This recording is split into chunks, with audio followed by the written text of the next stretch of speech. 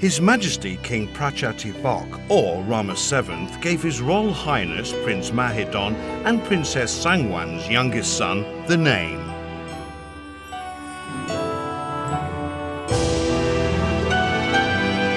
His Royal Highness Prince Bhumibol Adulyadej,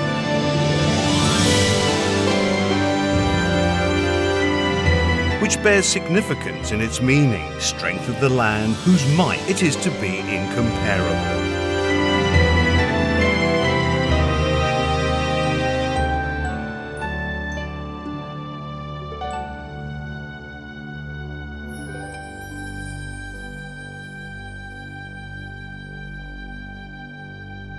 Ever since His Majesty assumed the top post as head of state, the magnitude of the problems facing the country has brought with it a seemingly endless load of hard work for him. Even today, when His Majesty is nearing the age of 80, he has never wavered from the moral principles of the sovereign, as has been the case all through the past 60 years.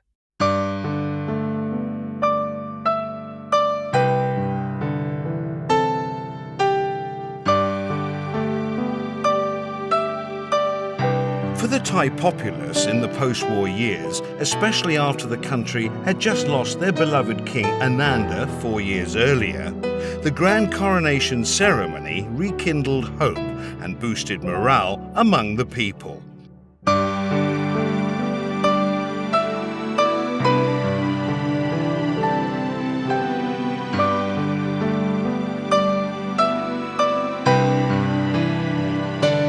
His Majesty entered the canopy for a ceremonial bath, while His Majesty, seated on the throne inside the canopy,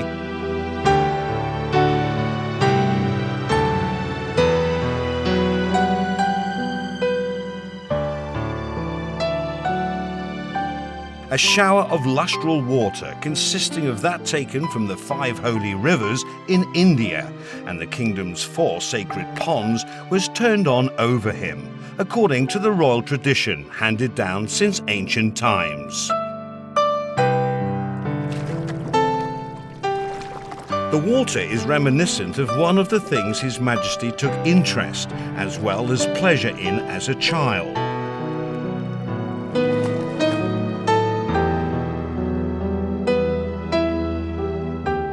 Grom Luang Washirayanawong, the Supreme Patriarch, poured sacred water on His Majesty.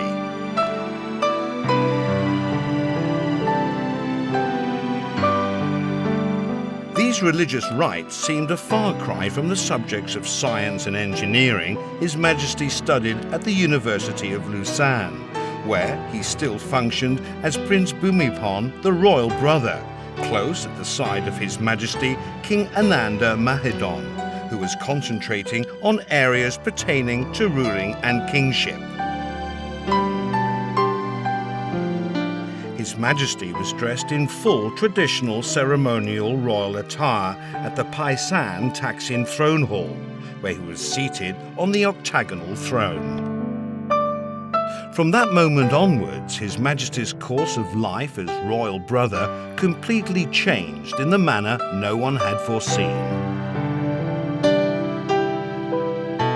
Even though His Majesty had never prepared himself for the role of a king, the Princess Mother's long years of stalwart and ingenious guidance given to her sons and daughter proved in turn to be of great benefit to the nation. His Majesty received lustral water symbolizing his acceptance to rule over the kingdom in 8 compass points.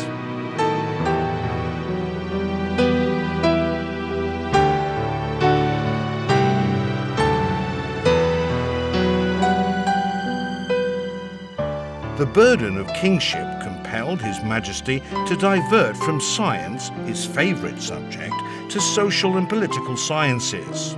Besides, as His Majesty became well-versed in languages, both Thai and foreign, the knowledge thus gained was then put to good use. The royal prodigious achievement and benevolence have in later years pervaded the entire kingdom and beyond. His Majesty, seated on the Patara bit throne beneath a 9-tiered white umbrella of states. His Majesty received the gold plate inscribed with his full name.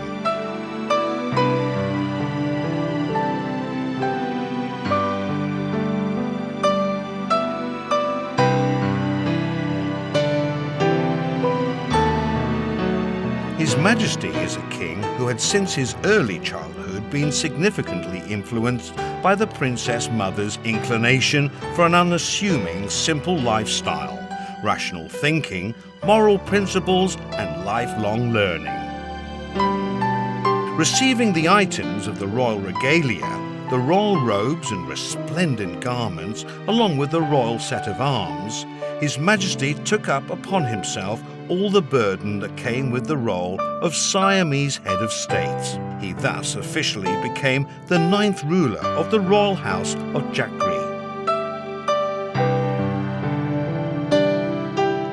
At the time, the country was still plagued by poverty, land exploitation, dried up streams and rivers, and threatening diseases. The central government had not been able to tackle their problems, so it was inevitable that the people came to pin their hopes on this sacred ceremony and what was to ensue.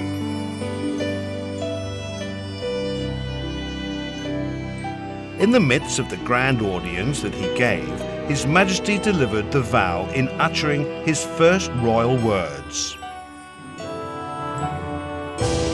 We shall reign with righteousness for the benefits and happiness of the Siamese people.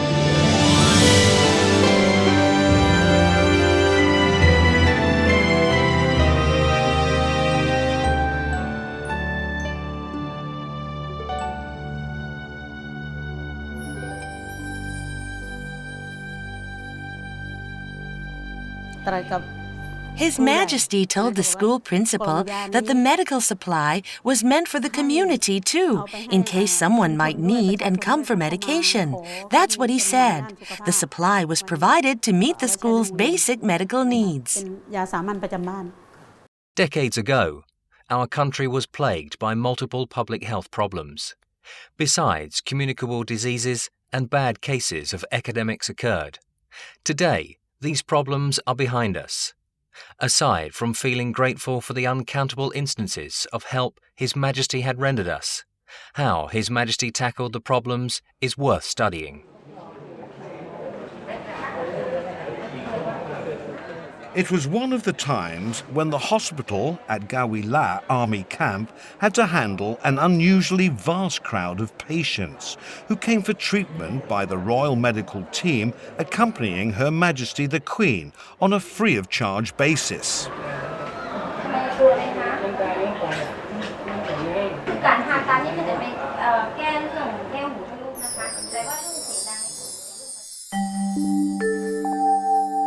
Over 50 years ago, at the time when His Majesty the King began his visits to people living in remote areas, the royal visits used to entail a team of medical doctors who were assigned to tend to the royal family and members of the royal entourage only. However, the sights of sickness among his subjects caused His Majesty to command that the royal physicians extend their services to his people as well.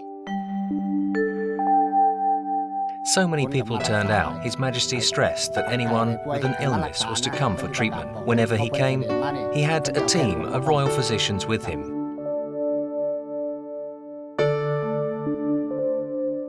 With an ever-growing number of sick people who came to meet His Majesty, the Royal Medical Unit was initiated, providing them with general practitioners as well as doctors in various fields of specialization. A good number of those who were critically ill or disabled were registered as patients under the royal patronage.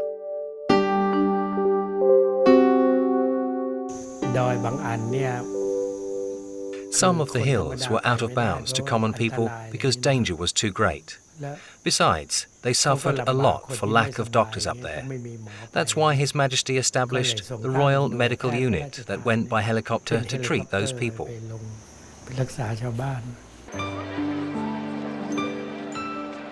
His Majesty reportedly gave analysis that the root cause of most poor people's sickness was lack of knowledge regarding public health, ranging from nutrition to first aid. Hospitals or health stations were also lacking. The training program for village medical volunteers was launched as a result.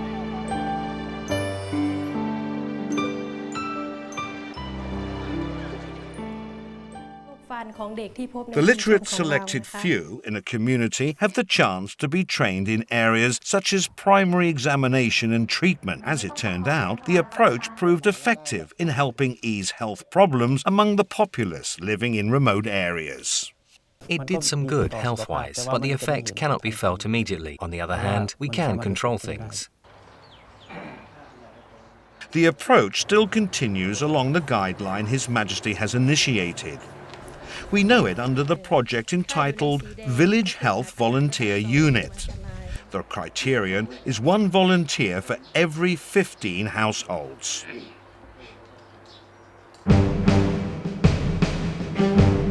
In the beginning, we needed iron lungs.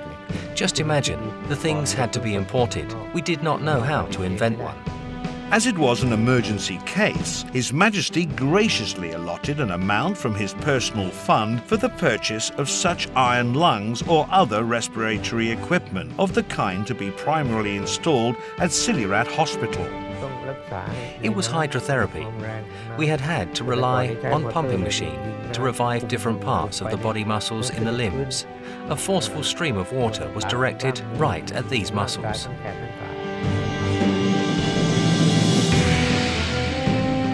The project required quite a large budget allocation. On His Majesty's initiative, the programmes broadcast on his own radio broadcasting station at Ampon Villa were interrupted at intervals by announcements appealing for public donations for the Polio Relief Fund, set up for the treatment and acquisition of medical equipment. His Majesty also allotted additional funding for the Wajira Longon Hydrotherapy Centre.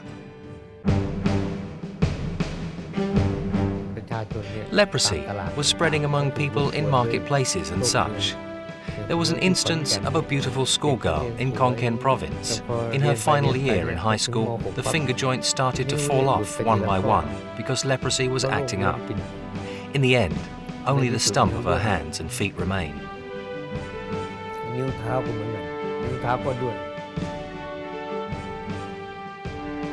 The Director General of the Department of Health at the time briefed His Majesty on a 12-year leprosy eradication campaign. His Majesty inquired if the campaign could be accelerated. The answer was positive, but only after a research institute had been established, training courses set up for the officials and staff concerned, and research on leprosy conducted.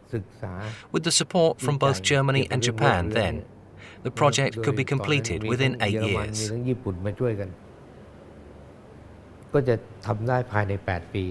His Majesty immediately granted funding from his personal purse to speed up the campaign. That was Rajprachar Samasai Research Institute. The name given by His Majesty came into being. His Majesty went by boat to preside over the foundation stone laying ceremony. The location was inaccessible by road at the time. There was mention of the name Wat Klang Suan out there in Prapadang. Even the monks shivered when the disease was mentioned. They would not allow leprosy doctors to enter the temple ground. 2 years passed. The construction of Rajprachar Samasai Research Institute was completed. Again, His Majesty declared that he intended to preside over the building inauguration in person. The monks had a positive rethink. They recalled that the king had come by boat which moored at the Chowpriya river bank and walked there to lay the foundation stone and then back again to the boat. Now that the institute was ready for the inauguration by His Majesty, the monks joined efforts to build a road and invited His Majesty to use it as well as to graciously inaugurate it.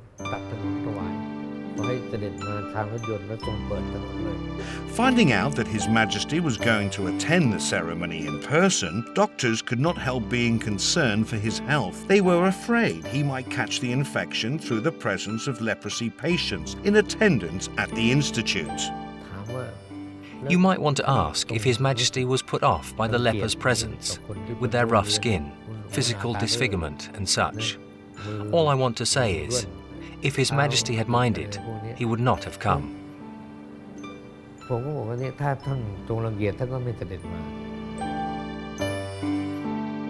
His Majesty's venture that day not only served as a good example for the general public in that it directed people's attention to the attitude people should have towards lepers.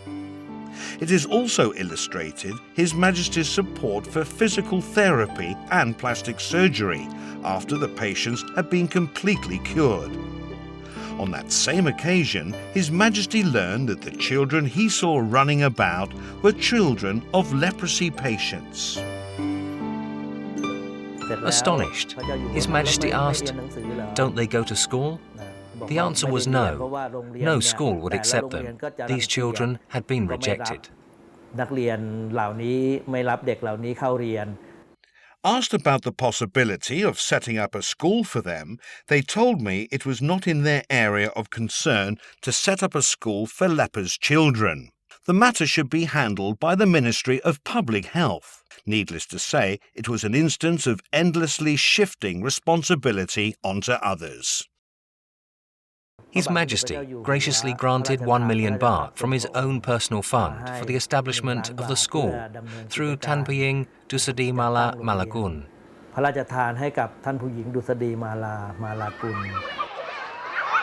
In the end, I myself had to assume the role of a flea, without which what should be done would not be done. What ensued was a school known under a non-suggestive name of Rajprachar Samasai School, under the auspices of Rajprachar Samasai Foundation. His Majesty was later recognized by the World Health Organization WHO for having enabled Thailand to effectively and successfully put leprosy under control. Along the way, there have been certain complaints as to why the Royal Initiated School for Lepers Children is now solely admitting normal children. My answer is, that's exactly His Majesty's strategy. What good would it do if the school is still there, but will not admit children of normal, healthy parents, while leprosy in Thailand is a thing of the past? Nothing is impossible. Time will show.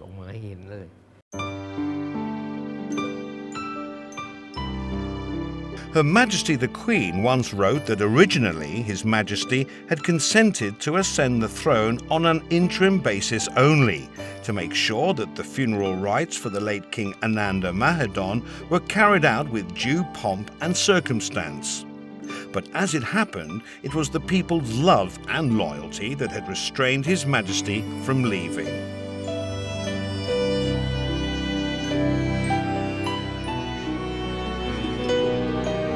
Somebody shouted loudly, "Please do not forsake the people." Really, I wanted to shout back, "If the people do not forsake me, how can I forsake them?"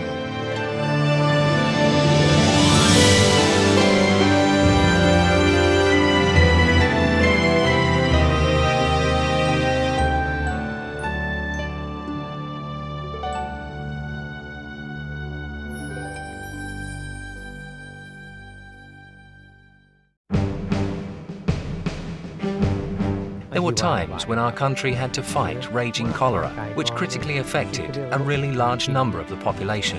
It was like a plague. What caused it? Mainly the lack of vaccine. The only vaccine-making machine was at the Thai Red Cross.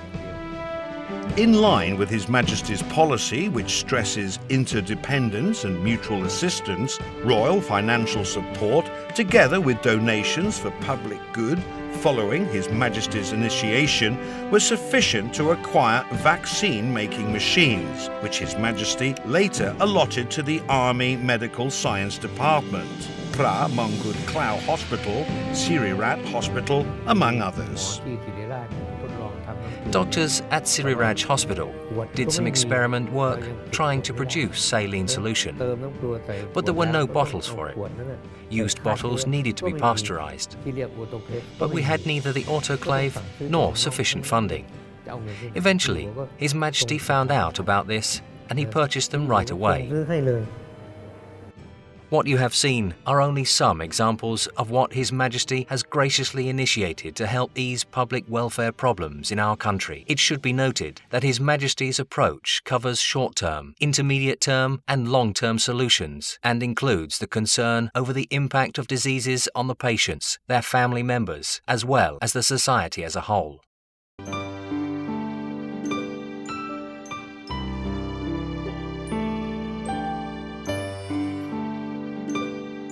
When I was studying in Europe, I had absolutely no idea what my country was like or to what extent the country related to me. I never knew.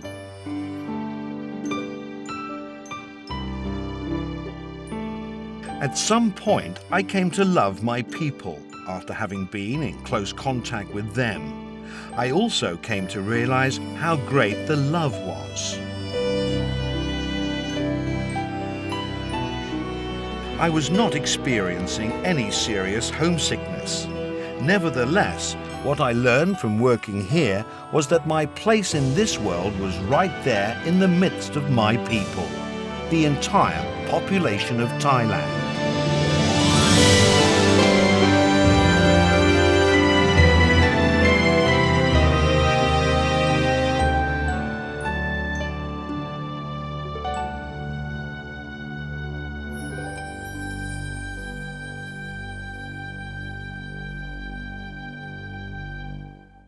Biographical data shows that His Majesty grew up in foreign lands. Thus, when he consented to take upon himself the burden of kingship and the status as head of state, it could be the reason why His Majesty was intent on getting to know his subjects. Starting in 1954, dense jungles and mountain ridges and cliffs in the remotest parts of Thailand were the spots where the Lord of the Land and his entourage of mixed ages paid their repeated visits. His Majesty used to ask about the speed hill tribe people walked. Having obtained the answer, he would proceed at an ever-increasing speed. Distance and height not only added up on the time it took us to walk, they also took a heavy toll of the entourage's physical endurance. A sole high-ranking official could keep up with His Majesty, but then he looked up above him and fainted on the spot. His Majesty had to bend down to grab him. His name was Sichai. We then alternated between pulling him along and carrying him all the way up to the top of the cliff.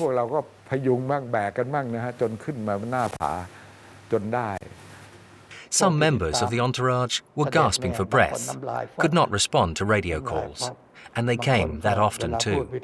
A voice would inquire how the persons were getting along. Of course, only the sound of hard breathing was heard in response. His Majesty was having such a good time.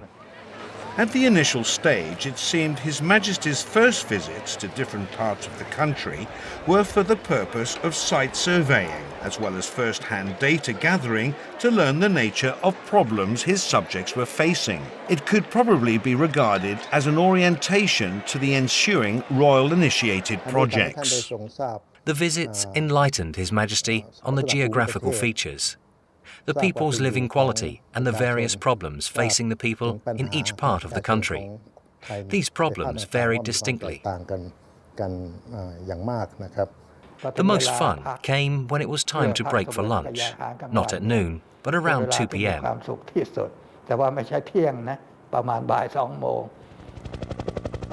The road condition along the routes of His Majesty's visits, especially at the beginning of the reign, can be described as undeveloped. Up on high mountain tops, the only access is by air only.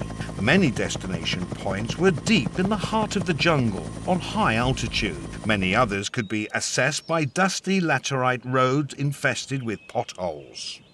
The condition did not bother us much, as we had experienced it before, but it was rough for local officials, like provincial governors and the like. I followed behind and could see how pale they looked sitting there. I mean, they did not faint. They were all sitting in rows when it came to walking up those hills.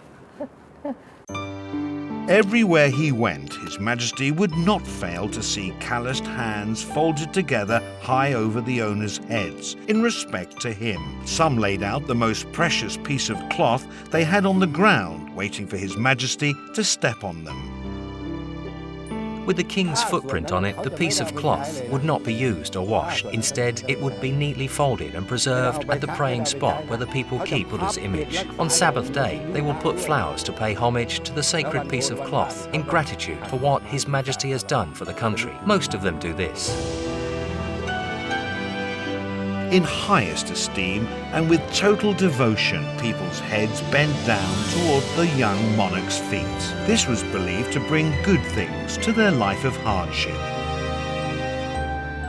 I was down on the ground to pay respect to His Majesty when he came down. He actually came directly to where I was sitting. I had never dreamed I could meet him in person.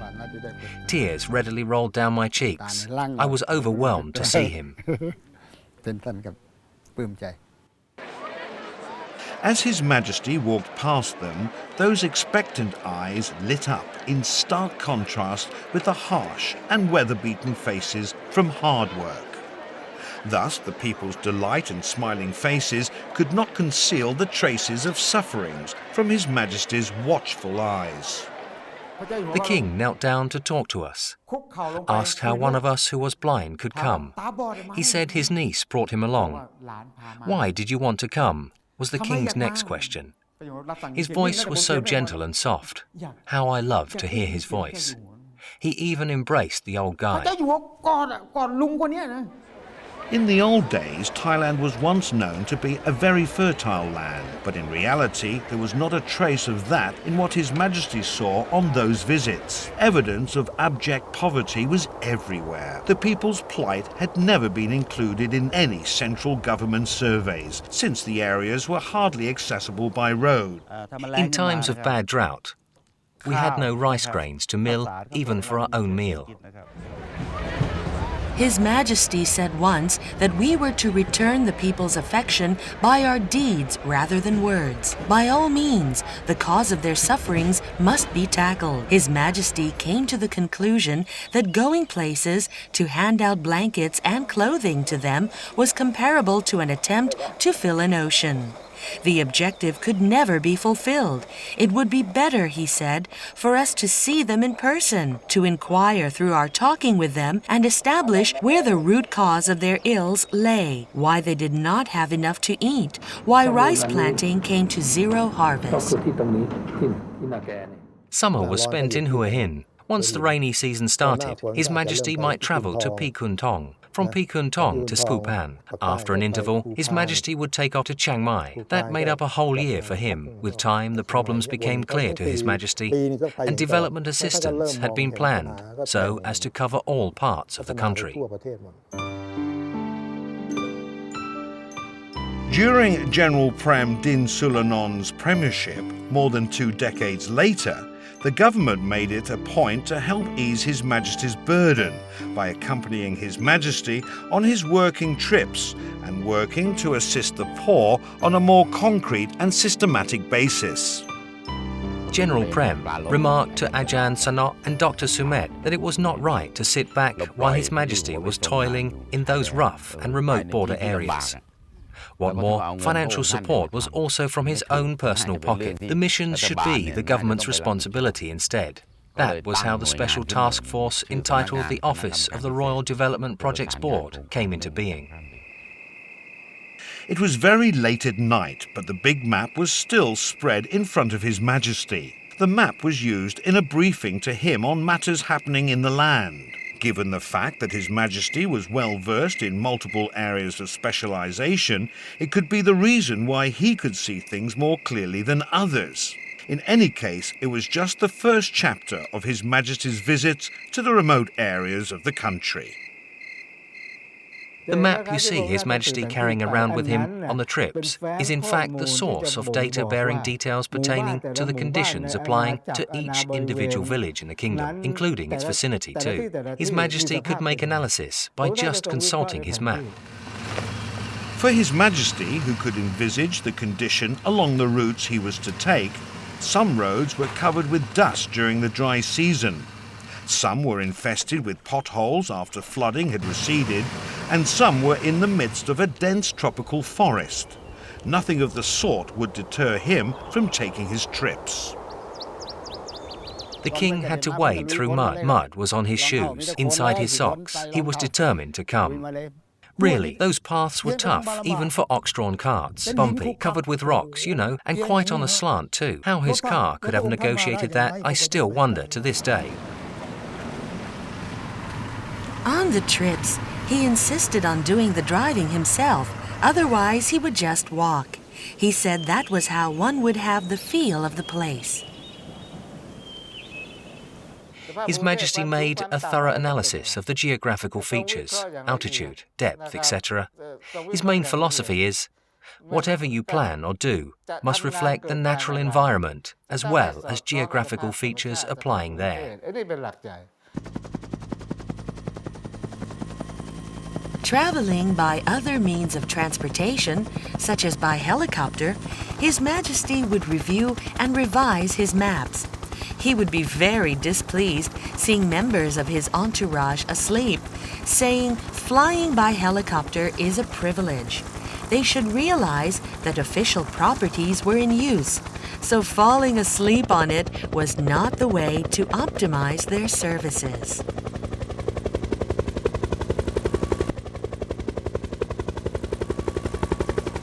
His Majesty was looking at the actual site referred to in the map spread before him the previous night. The people, village headmen and officials representing the government sectors concerned, had a chance to brief His Majesty further so that he could make final corrections or enter updated notes. You see, they had been out for years. What he did was to inquire with the local people, pointing at the spot of his interest. He would ask whether this or that still existed, if any. He then scribbled some notes before handing them over to army personnel on duty for further actions.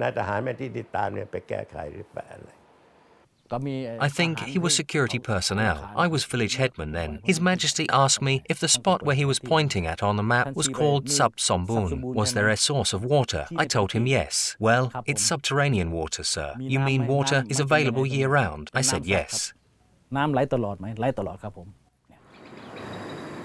Development work must take account of the local environment in terms of the physical environment. For sociological environment, we mean certain characteristics which we cannot force people to change. We just go in and find out what the people really want and then fully explain to them.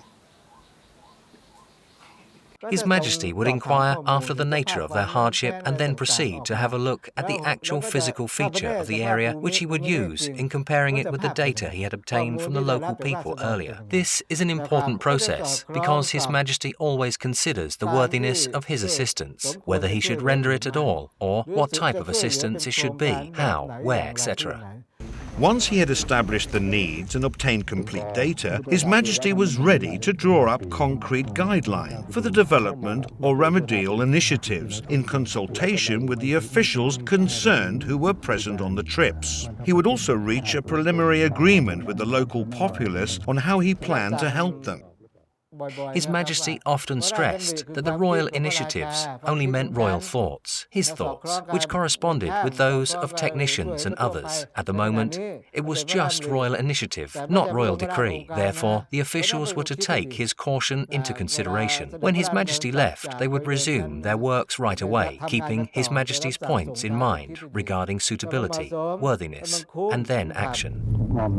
The government units working for His Majesty during those field trips would conduct further technical studies on the preliminary royal initiatives before making the first detailed draft of what was to be implemented as a royal-initiated project for His Majesty's consideration and comment. His Majesty would not let us procrastinate on matters concerning his people's sufferings. Sufferings know no weekends nor holidays. He always inquired, even within only a day or two, to find out how far we had pursued the matters. Each of His Majesty's initiation in a project was arrived at only after he had inspected the place of concern, no matter how difficult it was to get to such a place, and obtained all data pertaining to the respective area. Even so, there have been instances where the royal initiatives did not develop into projects. Many instances indeed. For example, the people would arise once His Majesty had departed. With his presence, the people were in agreement with almost anything. But when more concrete follow-up action took shape, one would assert his ownership over this piece of land, while others did over the rest. Thus, implementation was hindered. His Majesty would say, "We should not proceed without their consent. We can go somewhere else. A lot of work is yet to be tackled."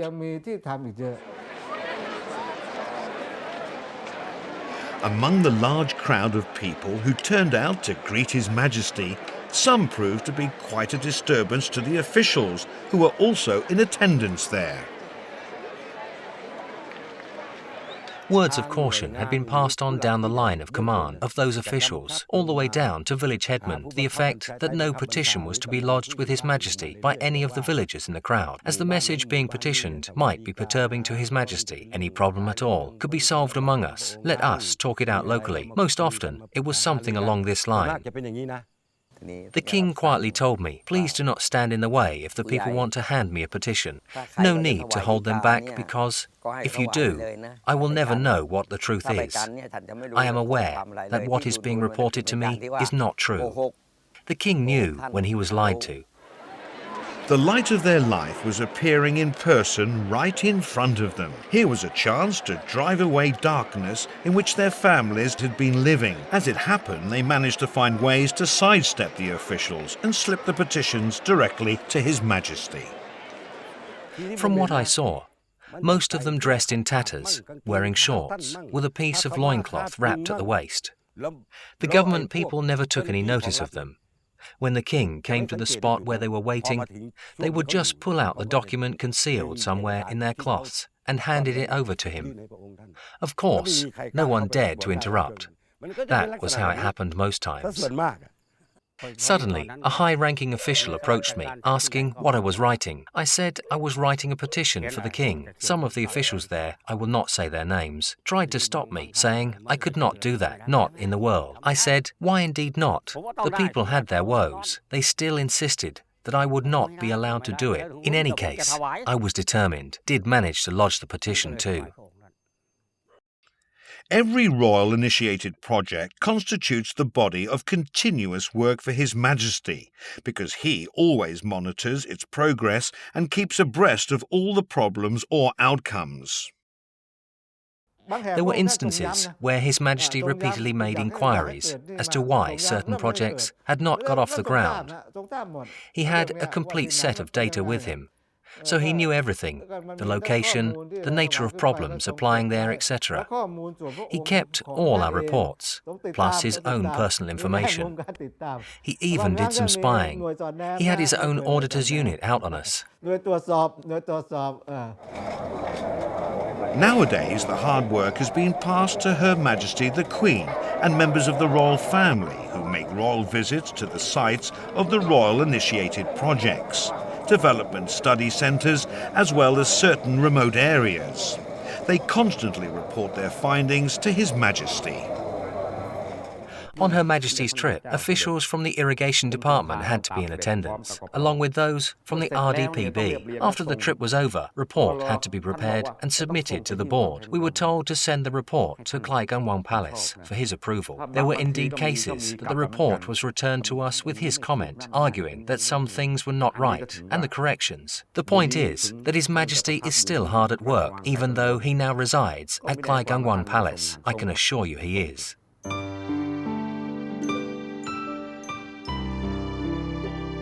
2006 is the 60th year under His Majesty the King's reign. The words of righteousness uttered as the first vow of his reign have become fundamental in the morals of the Lord of the land, who has been revered for his role as a shelter for his subjects, a pillar for the nation. Under his rule, a lot has been learned as to how development work can thrive without the risk of losing harmony and equilibrium.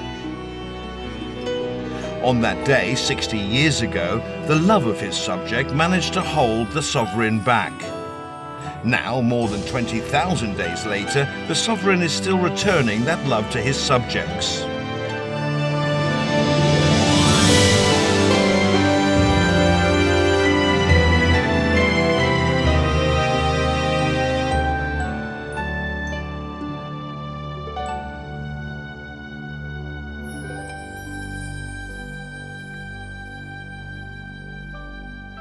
Nợ dạ, ada nợ dạ xưa tulu batu ning lah.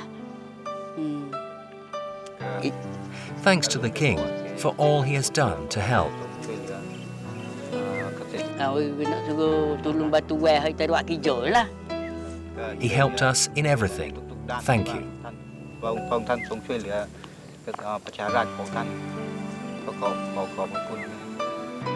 I do not know what my love for him is like, but I know I love our king. I wish to let the king know that he is a good king. For all his care, we are blessed with good life, always have water for consumption, rice for every meal.